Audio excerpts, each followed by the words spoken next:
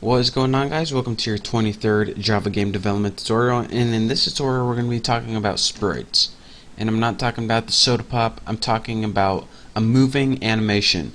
Now, we already made the type of animation where there's pretty much a single image and it just changes image, and depending on how you change it, it gives the appearance of an animation, like a face just standing in one place blinking, or a guy standing there waving his arm. But what if we wanted to have like a ball on a screen and have it move around the screen? Well, there's two different types of animation. The first one we already learned is called static, an animation that stays in the same place on your screen. And what we're going to be building, a sprite, is a dynamic animation, or in other words, an image that moves around your screen, like Pong, like the ball in Pong. So let's go ahead and we'll begin coding it. I made a new class called Sprite, and this is going to be a lot easier than our animation class. We already pretty much got everything built. But first, in our Sprite class, we need a couple things. Instead of just like a single image moving around our screen, what I am going to be building is the animation, the guy with his eyes blinking, and he's going to be not only blinking, but he's going to be blinking and moving around the screen at the same time. So we're going to need to use that animation. So private animation, and we'll just name it A. And what we're going to be doing is saying, alright, we want a sprite to move around on the screen, and then it says, alright, what do you want to use as a sprite? And we're going to say we want to use this guy blinking. So that's where that animation comes in. And we need 4 more variables after this. We need the position of the sprite, which is going to be changing every time it loops, and this is private float x.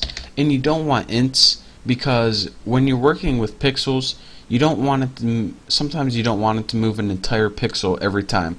So what if like only in 10 seconds you wanted it to move 1 pixel? Well, you would have it move 1/10 of a pixel every time, so that's how you do that. So private float x to get the x positioning of the sprite, or wherever it is on the screen. Private float y to get the y positioning. And you need 2 more, which is the velocity of x and the velocity of y. So this x and y's positioning, you should know how many pixels over, how many pixels down. The velocity is the speed, pretty much. Velocity is actually distance over time, I believe. But what we need to tell it not only where to go, but how fast to move. And the velocity of x is how fast left and right should I be moving, and how fast up and down should I be moving. And well, you'll see once we start programming those, but that's what these variables mean.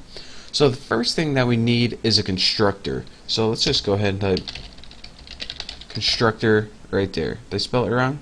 Good enough. And then go ahead, public, I named my class Sprite, just like that. And as a parameter, it's going to take that animation object. In other words, as your parameter, tell what animation do you want to use. Animation A. And what you need to do is set this.a equal to A. And what this means is whatever object you're referring to, its A is equal to A. So this is from whatever object is calling it, which we don't really know right now, but it's going to set its A right here equal to whatever object we passed it in. And that's, well, you should know how to use the this keyword by now, but that's how you do it. It takes this whatever object and sets it equal to the object we passed in. Easy enough.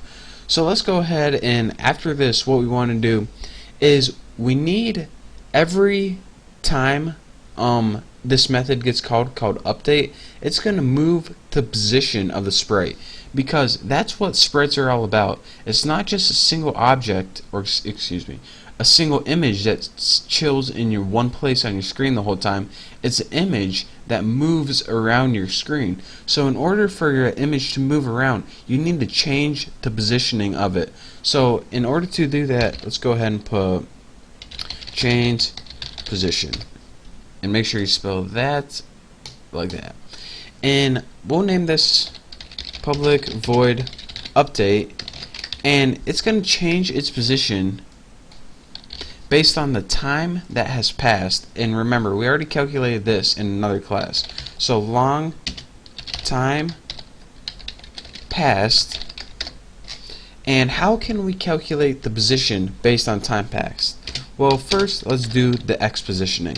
X, the positioning, is equal to the speed of x times time passed. So although this may be confusing, let me try to explain it to you guys.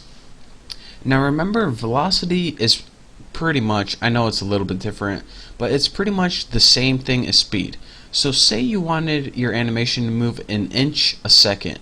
So this is your speed, 1 inch per second right here.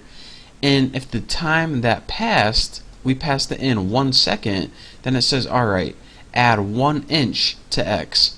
So if your velocity was an inch per second and you only passed in half a second, then x would say, alright, I'm only going to increase half an inch. So that's pretty much how that works. So once we figure that brilliant idea out, just copy that and change these to y's. Same thing for y positioning. No, excuse me, that's the velocity of y. There we go. And after we do all that, what else can we do with time passed? We need to a.update time passed, and what this does is take the time passed and calculate where in your animation you should be. So this calculates where on your screen that image should be. Should be in the top left corner, bottom right. That's what this does.